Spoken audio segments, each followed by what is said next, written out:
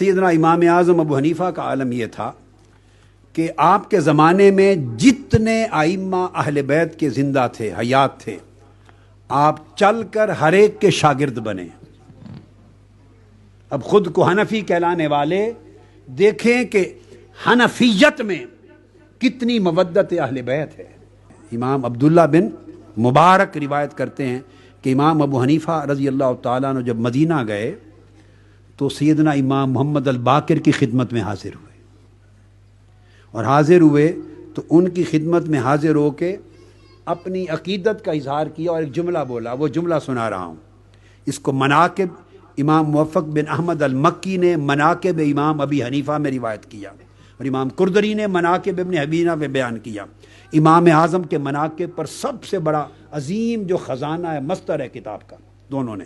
امام اعظم ابو حنیفہ نے فرمایا کہ خدا کی قسم اے امام محمد الباقر، آپ کی حرمت اور تعظیم اور تکریم میرے اوپر اس طرح واجب ہے جس طرح صحابہ کرام پر تاجدار کائنات کی واجب تھی، چونکہ آپ کی حرمت میں حرمت مصطفیٰ نظر آتی ہے، آپ کی تعظیم میں تعظیم مصطفیٰ نظر آتی ہے، آپ سے محبت اور مودت میں مودت اور مودت مصطفیٰ نظر آتی ہے۔ 9 امام اہل بیت اطہار کے حیات تھے امام اعظم کے زمانے میں، اور آپ ہر ایک کے پاس جا کر زانوِ تلمس طے کیے۔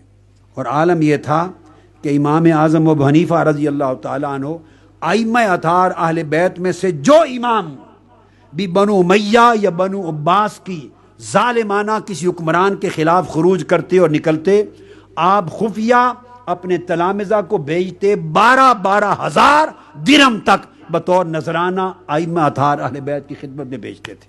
اگر چیف جسٹس کا عہدہ قبول نہیں کیا تو اتنا بڑا جرم تو نہیں ہے کہ تادم وصال قید میں ڈال دیا جائے، نہیں، بہانہ یہ تھا کہ ہمارا حکم نہیں مانا، چیف جسٹس کا عہدہ قبول نہیں کیا، بس، اور کوئی گستاخی نہیں ہوئی۔ دراصل سبب یہ تھا کہ وہ سب حکمران جانتے تھے کہ یہ امام ابو حنیفہ گھر بیٹھ کر اہل بیت کے ہر شہزادے کی خدمت کرتے ہیں، ان کے ساتھ محبت کرتے، مودت کرتے ہیں۔ ان کو سزا محبت اہل بیت کی دی، جیل بھیجا، حتیٰ کہ امام اعظم ابو حنیفہ کا جنازہ بھی جیل سے نکلا۔ انہوں نے محبت اہل بیت میں وفات پائی، شہادت پائی۔ اب امام مالک اہل بیت اطہار سے شدید محبت تھی، اور ائمہ اہل بیت اطہار حضرت امام جعفر صادق جیسی ہستیوں کے پاس کوئی مسئلہ پوچھ لے جاتا تو فرماتے اذهب الى مالک عنده علمنا، مالک کے پاس چلے جاؤ، ہم اہل بیت کا علم اس کے پاس ہے۔ کل ائمہ اہل بیت کے شاگرد تھے، ان کی محبت اور مودت میں فنا تھے۔ اس کی سزا کیا ملی؟ ایک طلاق کے مسئلے کو بہانہ بنایا، بنو عباس کے حکمرانوں نے ایک طلاق کا مسئلہ اختلاف بہانہ بنایا، مگر محبت اور مودت اہل بیت کی سزا اس طرح دی کہ ان کے سر اور داڑھی مبارک کو موڑ دیا، اور سواری پر بٹھا کر مدینے کی گلیوں میں چلایا، سب کچھ موڑ کر، اور حکم دیا کوڑے مار کر کہ سب کو بتاؤ جو نہیں جانتے کہ میں امام مالک ہوں۔ اس حال کے بعد 25 سال تک امام زین العابدین کی طرح آپ گھر میں بیٹھ گئے اور باہر نہیں نکلے، اتنا دل دکھ گیا آپ کا۔ یہ مودت اہل بیت کی سزا ملی۔ امام مالک کو جب کوڑے مارے گئے جعفر بن سلیمان عباسی نے، آپ کو بہت سخت کوڑے مارے اور سزائیں دیں، تو چونکہ وہ بنو عباس سے تھا، حضور کے چچا حضرت عباس بن عبد المطلب کے خاندان سے لوگ تھے جنہوں نے اہل بیت کے نام پر حکومت پہ قبضہ کر لیا، اور پھر چن چن کے ایک ایک اہل بیت کے امام اور اہل بیت کے محب کو شہید کیا۔ کہ امام مالک پہ جب کوڑے مارتے تھے، کوڑے مار مار کے آپ بے ہوش ہو جاتے، جتنے کوڑے لگ چکے ہوتے بے ہوش ہوتے، جب ہوش آتا پھر وہ دوبارے کوڑے شروع کرتے، تو کوڑوں سے ہوش آنے کے بعد کہتے لوگوں گواہ ہو جاؤ، باری تعالیٰ میں نے کوڑے مارنے مروانے والے کو معاف کر دیا۔ پھر کوڑے لگتے، پھر کوڑے کھا کھا کر امام مالک بے ہوش ہو جاتے۔ ذرا سوچئے یہ کیا تعلق ہے، کیا مودت ہے، کیا محبت ہے۔ جو ہی ہوش میں آتے میں نے معاف کر دیا۔ تو ان سے کسی نے پوچھا کہ حضرت یہ اتنا بڑا جرم اور ظلم آپ کی ذات کے ساتھ ہوا، آپ جو ہوش میں آتے ہیں کہتے معاف کر دی، معاف کر دیا، اتنا جلد کیوں کرتے ہیں؟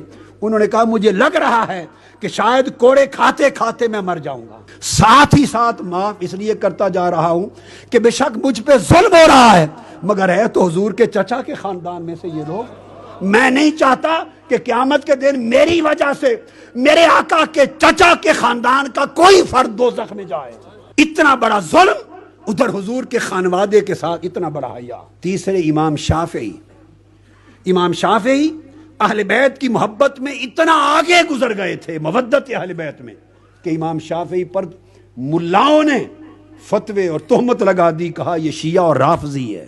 چاروں اماموں کی گٹھی میں محبت اور مودت اہل بیت تھی، ان کے علم اور ایمان کا خمیر محبت اور مودت اہل بیت سے اٹھا تھا۔ پھر امام شافعی نے کہا ایک اور مقام پر، ان کان رافضاً حب آل محمد فلیشہد الثقلان انی رافضی، اگر آل محمد سے محبت کرنا اس کا نام رافضی ہو جانا ہے، شیعہ ہو جانا ہے، تو سارا جہان جان لے کہ حب آل محمد کا نام اگر شیعیت ہے تو میں شیعہ ہوں۔ اس کو کہتے ہیں عقیدہ اہل سنت والجماعت۔ یہ امام اعظم ابو حنیفہ ہیں، یہ امام مالک ہیں، یہ امام احمد بن حنبل ہیں، یہ امام شافعی ہیں، اور امام احمد بن حنبل چار اماموں میں وہ امام ہیں۔ ان سے پوچھا گیا آپ یزید کے بارے میں کیا حکم کرتے ہیں؟ انہوں نے فتویٰ دیا، آفاق عالم میں آج تک آواز گونجتی ہے، فرمایا یزید میرے نزدیک کافر ہے۔ پوچھا گیا اس کے کفر کی دلیل، انہوں نے قرآن کی آیت پڑھی، فرمایا اس قرآن کی آیت کا اطلاق یزید بدبخت پر ہے، یہ قرآن کی روح سے کافر ہے۔ آپ کے صاحبزادے عبداللہ بن امام احمد بن حنبل نے روایت کیا، اور کثیر کتب میں آج تک بلا اختلاف امام احمد بن حنبل کی تکفیر کا فتویٰ یزید پر آج تک قائم ہے۔